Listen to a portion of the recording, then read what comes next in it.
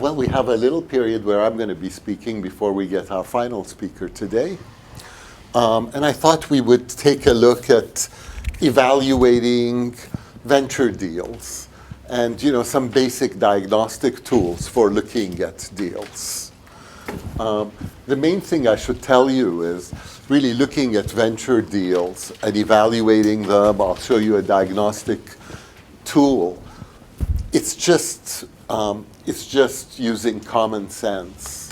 There's no fancy formulas. It's just really looking at the team and the person and the venture that they put together and using all your knowledge about, hey, what sells? Your knowledge about people, your knowledge about the technology. It's just making sure you're keeping a broad look at the situation. So, when you think about venture capital, they say it's going back to pre-bubble days. And what are VCs looking for? What are angels looking for in investing? And it's really as simple as this statement here. They're looking for an outstanding leadership team. Notice, team is the first and foremost thing that comes up. With a defensible edge, oftentimes a technology edge. And it's usually, why technology? Because technology changes a game, and therefore there's room for a new player to come in. That's why venture capital often goes for technology kinds of deals. And also technology deals sometimes really require meaningful capital. But again, so it's a top-rated team, a team you can really believe in, with some edge, something defensible about them, and that they're going for a big, hopefully underserved market. You see this and you say, that's simple enough. Why the heck is it so difficult for funds to find companies to invest in? Why is it that Louise ends up blowing the whole wad 8 out of 10 times? Think about that. 8 out of 10 times he's picked losers, even after he's probably picking 1 out of 50, 1 out of 100 that he sees, and still 80% of them are bombs. So it's not so easy to meet this goal. So one approach we took really for Palo Alto Ventures was, hey, if the characteristics of a top draw fundable company are straightforward, why don't we just break them up into the components? One, it's a large untapped market with great growth potential. Two, it's a top-notch team. And that's not just the CEO, it's the executive management, it's the technology team, it's sales and marketing, it's the advisory board. It's really the ecosystem around that venture. You want it to be a bunch of quality people, because quality people attract other quality people. Yes? So whenever you say large untapped market, you tap into that untapped market, creating a new market, or creating demand for that, correct? Is that what you mean by tapping into that untapped market? Yeah, presumably it's a market which either doesn't exist or Sure. You believe there's some latent demand which you're going to be tapping into then. Like he believes that the people are looking for an SDN solution because it's advanced. But he has a good reason to. Google has shifted their entire network architecture to an SDN, like open flow architecture. So he feels like here's a really advanced customer who's going there. And who else is doing it? There's a handful of companies doing that right now. He believes it's going to be big. So it's at this point untapped, but there is demand. By the other ones who are already doing it, since they've already tapped into that? Excuse me? Is he threatened by the ones who are already doing it since he's... In the space he's in, there aren't too many players at this point. Sure. Google has put together a custom thing for themselves. So there aren't any substantial vendors there. Some sort of a technology lead oftentimes. And how do you do that? You do that through, a really world-class product. You do it through addressing hard problems. something that's likely to sustain the advantage. A great way to be sustainable is if you're driving the standards. Yes? I was just wondering, when you work like with Palo Alto, how much time do you feel like you need to assess the quality of the team? You know, the thing is, you do it in a very cyclical way. You initially meet them and you're judging, hey, what's this guy like? You know, is he credible to me? You know, if you're looking at it more seriously, then maybe you meet his teammates and you see what it's like. Certainly before I'm going to introduce my partners at Palo Alto Ventures to the guy, I'm going to do some due diligence. I'm going to check him out to some degree. But by the time I've invested, I would never invest in a company if I didn't have a couple dinners at least with the people. Because it's also like a marriage. You're going to be with the guy maybe 8, 10 years. Do you want someone who's boring you to death, or who's really, you know, who just turns you off or gets you upset or whatever? He's smart and he's still boring you though. What if you like? I see. Good point. And then crisp positioning and marketing, in the sense of having a cool story, you know, basically doing trials with, you know, major accounts, getting, you know, even like a seed investment from like a major semiconductor vendor, etc. And then also being legally squeaky clean and financially realistic. You know, people sometimes, they start their venture and they immediately blow it by, you know, by just really unprofessional behavior day one, where the original incorporation papers are a mess. Years later, that's very, very hard to unwind or to fix. Or they get money from people who really they shouldn't be getting it from, who can't afford to be investing, who've just read these Google stories and they don't realize what the probabilities are.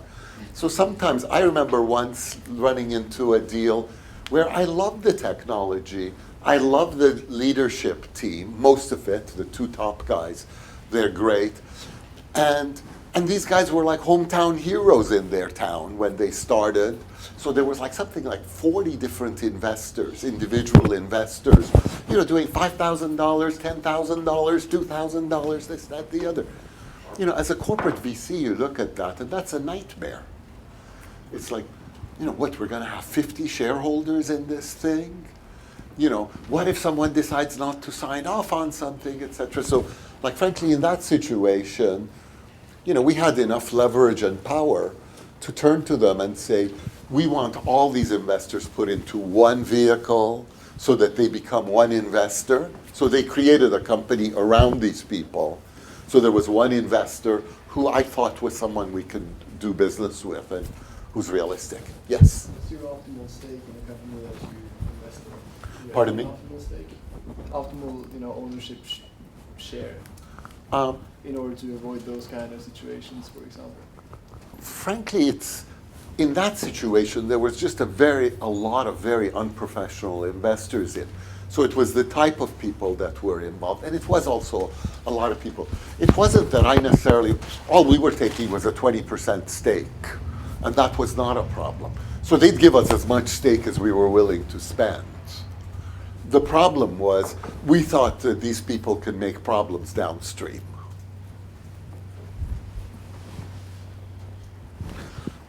And of course, market traction. Traction was the word that he was using before. That's saying, hey, you are actually, you know, the market is responding to you. There's good, solid initial evidence. Not surprisingly, when you look at this list of things, which was really just taking that sentence about, you know, a solid team, etc., breaking it up a little bit, you know, the things that make a fundable venture are also the same as a company likely to succeed in the long run. That's what the whole point is. Was there a question?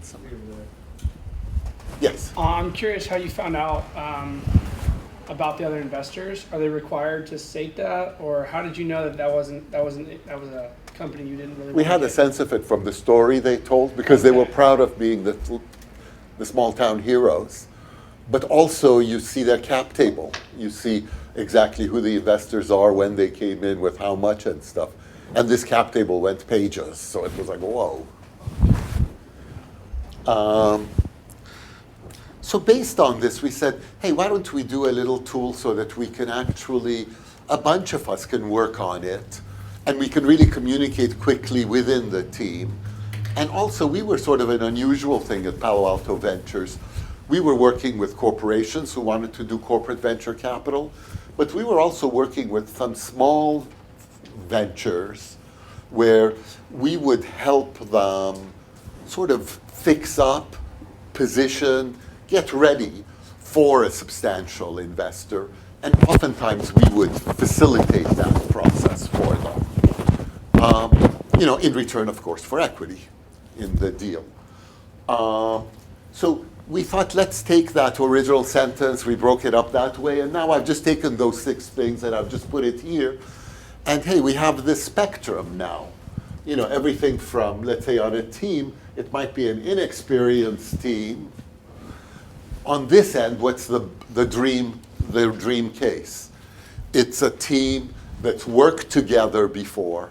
You don't want a team that's just come together. Hey, what if they don't get along together, they break up, you have an issue. So these guys have worked together before. They've done an IPO together before. So it's a top-notch team with top-notch experience. Now try to get that sort of a deal, right? I mean, that's getting a team with that sort of a team is not an easy matter. That's an extremely difficult matter. In terms of technology, again, this is similar. Are they solving hard problems? What Noviflow is doing is solving a really hard problem. It took, some university researchers 4 or 5 years of work to develop what they've done. And again, notice much of it is also team-oriented. It depends on how early or late they are in their cycle. The third element is the product. Is it a standard setter? Plus, is it an alignment with other products so that you can have essentially a product family? You can have does it fit with other products and services that can augment it well or not? In terms of marketing, is it a pioneer? Could it become a recognized pioneer? How is its positioning? Does it have alliances, strategic alliances with others that are like the best in class? Because those folks really know who the best in class are. If they're aligning with them, that's telling you that's a good gig. And of course, sales, the best indicator. Are people willing to give cash for this stuff? And finally, legal and finance. Are there any showstoppers in there that you should be nervous about? So the thought was, if we do this, and then if we actually put, categories and quantify each of these, then maybe we can start looking, at deals and sort of relatively graphically. And the point here, of course, has been really a way of reminding you to think really globally and big picture, because you have to look big picture if you're doing, funding, because it's got to work in totality. So, the next thing, we tune it for specific ventures. So the team, you can see at the middle there's at least one strong executive in there, if you don't have the full IPO gig, So anyway, you quantify these in a little bit more detail.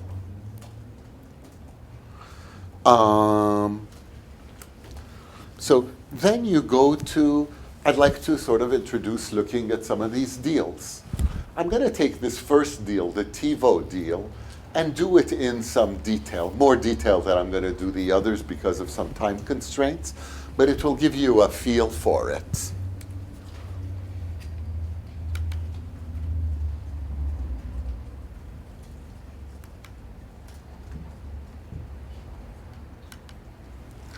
So what was interesting with Tivo, we got the relationship with Philips. where we were going to be investing some funds on their behalf, and we had a consulting relationship. We had done some scenario work, and my team felt really certain a product category like what Tivo was doing was going to be happening, and it was going to be successful. The reason we could say that was it made sense in each of the 4 scenarios of the next 5 years that we ran. So you don't know if the one you pick is going to be the winner, but someone's going to win in this product. This category is going to be happening. The other thing that was interesting was I had to, as part of when we took on the assignment, I had taken a handful of people on the team, and we had gone on tour to like 4 or 5 different labs around the world of Philips. So we had seen what kind of technologies they had. What was amazing was we saw this same technology which Tivo was doing in 3 Philips labs. 3 different units within Philips, research units within Philips, were working on this product, which first of all tells you, hey, that doesn't sound very efficient or effective, right? But the second thing is, you realize that, hey, there's going to be a lot of political resistance. Why the heck are we going to invest in a company out in California when right in Amsterdam we have this amazing lab that's been working on this for 3 years? And the reason is that that lab in Amsterdam is probably not going to have product till Tivo becomes a big success.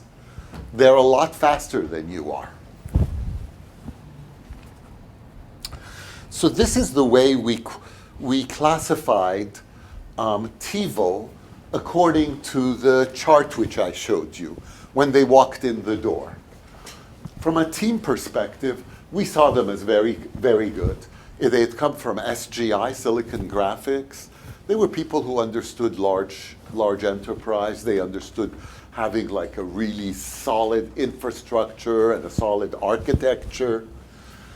From a technology perspective, we felt they were strong and compatible with Philips. You know, from a product basis, they were good. They were as good as anything in the market, but there was certainly room. And there was no standard at that point, so they were not a standard setter. In terms of marketing, again, fairly solid player. They had been endorsed by MTV, by some players, but more, I would say, in the middle. Sales, they had no sales, so they were out here. And from a legal and financial perspective, they were a pretty solid thing. This is a pretty nice picture for, you look at that and you say, hey, this is something which we can work with, and it can make a big difference.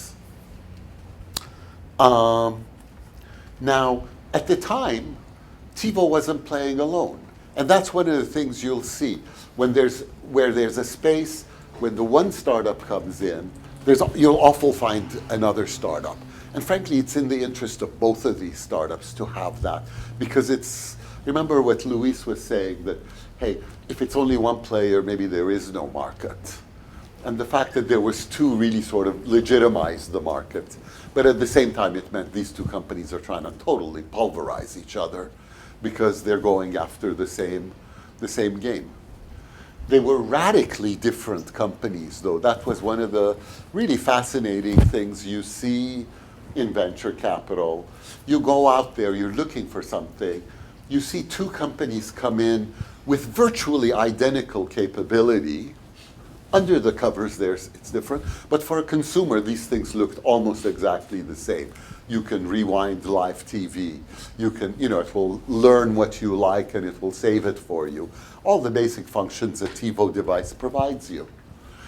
The other one, and as I said, Tivo was these, really solid executives. A bunch of MBAs were part of the team. They had come from Silicon Graphics, one of the leading companies at the time.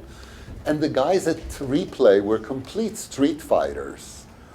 They did not have, fancy university backgrounds. They were weak in services. They were not particularly strong in terms of architecture. But they had built the same functionality at this point with under $1 million in funding, which Tivo had spent about $9 million on. So my personal favorite, and frankly my personal linkage, etc., was much better with the Tivo guys. And that's where I want, you know, if left to my own devices, I'd have chosen Tivo as the winner. But on the other hand, the fit from the Tivo side with Philips, which was also a large company, was radically better. You can see from a technology perspective, you know, these guys were more robust, portable platform. This was sort of more of an okay situation, but not easily portable. You know, and we obviously were looking at this competitive analysis between these two, you know, beyond here, at some of these things, at the business model, at the, you know, Philips' ability to influence it. Interestingly, we could probably influence replay more powerfully than we could influence Tivo. And the reason we sensed this was in the conversation, some ways to test, but in some ways, you know, we had also gotten really, really turned on to this deal. So we were thinking this could be a transformative thing for us. So we approached them, we said, you know, frankly, in part as a test, we said, look, we're thinking we want to turn this into an acquisition. We're not thinking, we've doubted that we want to do this as an investment, an arm's length investment. I know that's where we were thinking, but we're shifting our thinking. We're going forward with an acquisition. Are you in?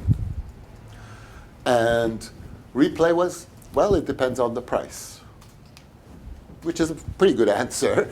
And that's the exact answer you expect from a street fighter who's going to negotiate the heck out of it. Tivo said, there's no way we're going to do that. If you really insist on that, let's close the meeting. And of course, we weren't going to insist on it. But we learned something in that process. In any case, after we looked at it, it became clear Tivo was our choice. And frankly, this is a tough thing, because here you've learned to really like this guy who's heading replay. You've met his team, you've met some of his family, and you know the company Philips goes with, it's got so much power in the space, you know, so much influence, that's going to be the standard. We knew once Philips is in, you know, a whole bunch of other investors are going to come in, because that's going to signal who the winner is in the space.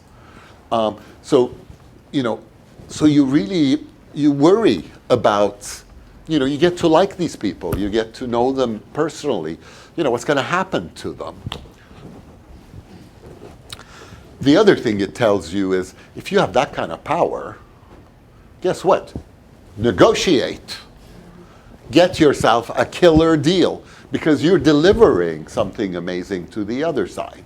And I told them, look, whoever we pick is going to be the winner. And they say, we understand. What do you want?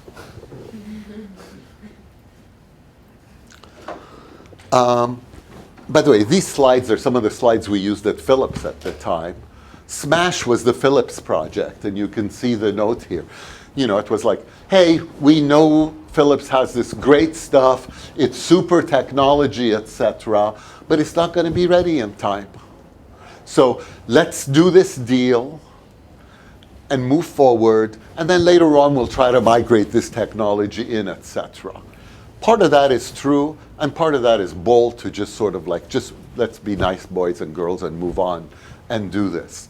In a company like Philips, this is like really politically hard. We got turned down. Here was, you know, they've hired us to come in, they've given us a lot of money to advise them. We walk in and we say, this is what we want to do. You know, we want to put in 10 million into this deal. And they discuss it and this and that, and they say, we're not sure we want to do that. Show us another deal. So we thought about it and stuff. Next time we went back, we have a deal for you, Tivo. Said, we already turned it down. We said, we are proposing it again. You have to show conviction.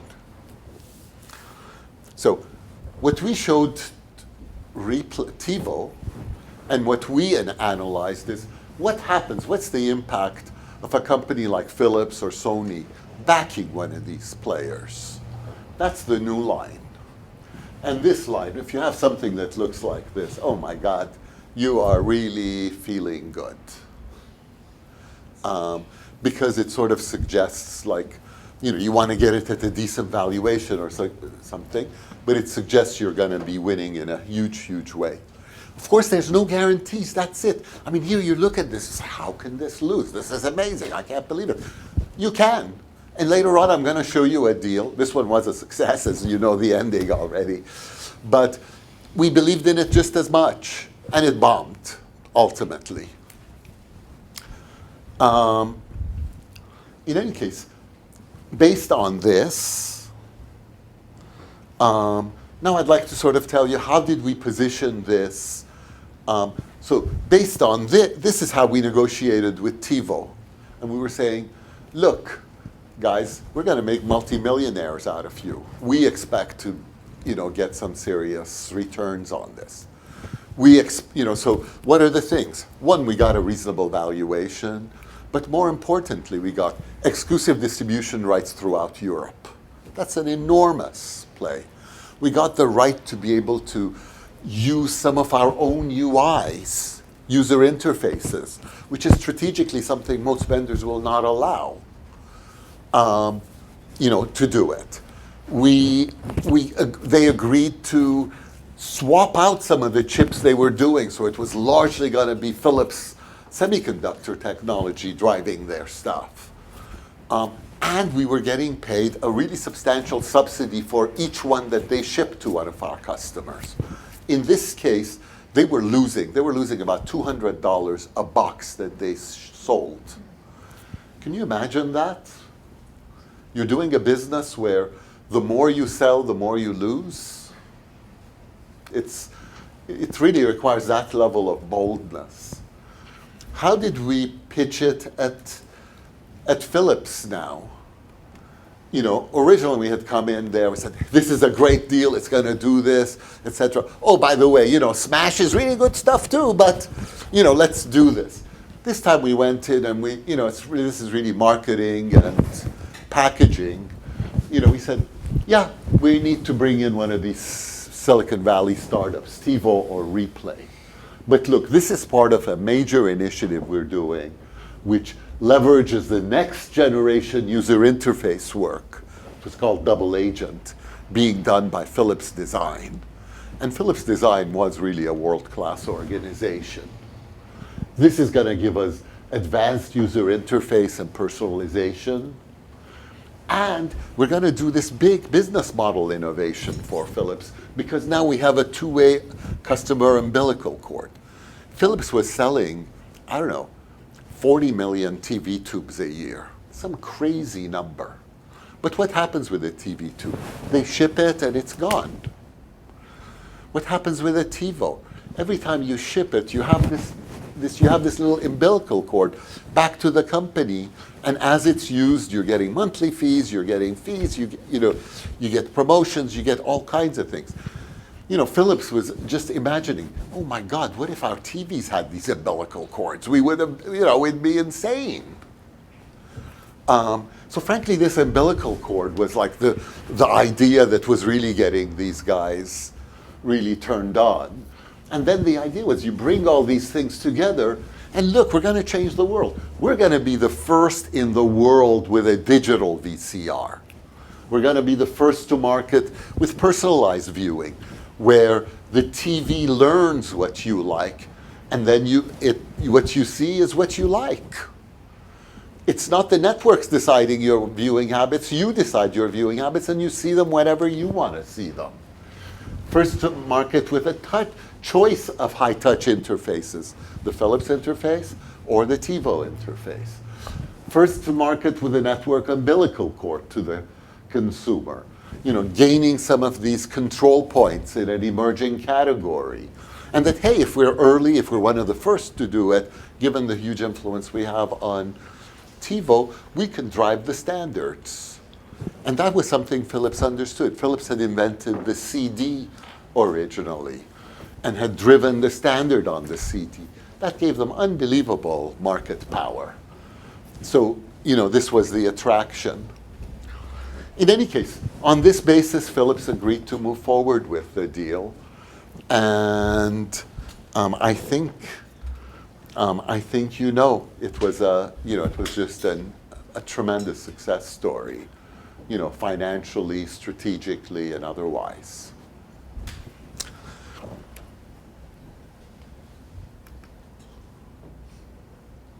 What happened to Replay? Replay got, at that point, they got funding, but they fell behind Tivo at that point. They initially made a bunch of moves which were bolder than Tivo. For example, with Tivo, you could fast forward through a commercial. Obviously, the networks were going crazy. This is a direct attack to their throat if people can fast forward. Tivo took it Replay took it one step further. You just pushed a button and it hopped over the commercial entirely. It found the end of the commercial.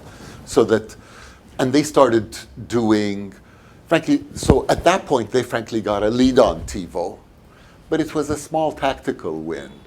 Then they did another step, and I'm trying to remember the details of it, which was also bold, and it was also leapfrogging over Tivo. But frankly, they were desperate because they had fallen behind at this point, and that threw them into a huge, huge legal hassle. The networks all started suing them, and a startup can't withstand that kind of thing. Ultimately, it got sold for a song, so fundamentally it failed.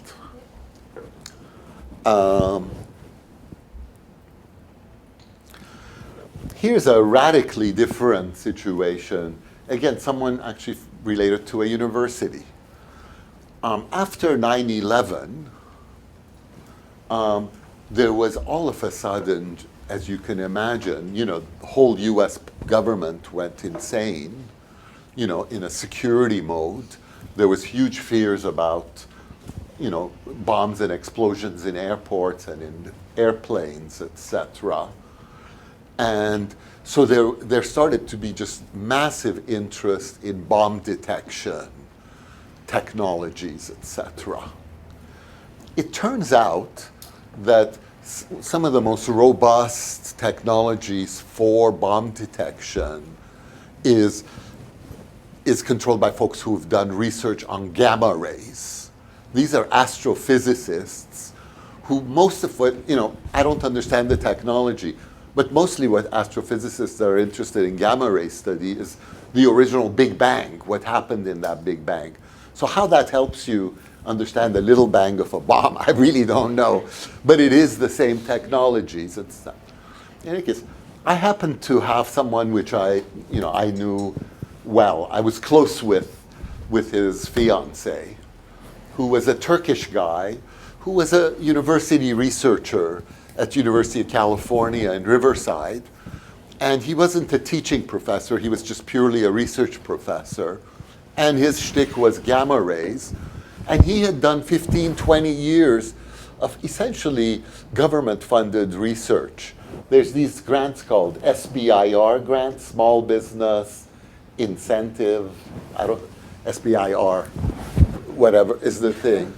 And these tend to be small things, like a few $100,000, $500,000, maybe $1 million. That's like a big SBIR. But he had gathered all these other astrophysicists. The company was like 10 people, 9 of them were PhDs in physics, essentially, that worked on this research. This company was going to go nowhere. It was like, yeah, they made a few bucks. And with these SBIR grants, you can't really make a lot of profits. It's really meant as a way of covering your costs, and then hopefully you do something commercial out of it.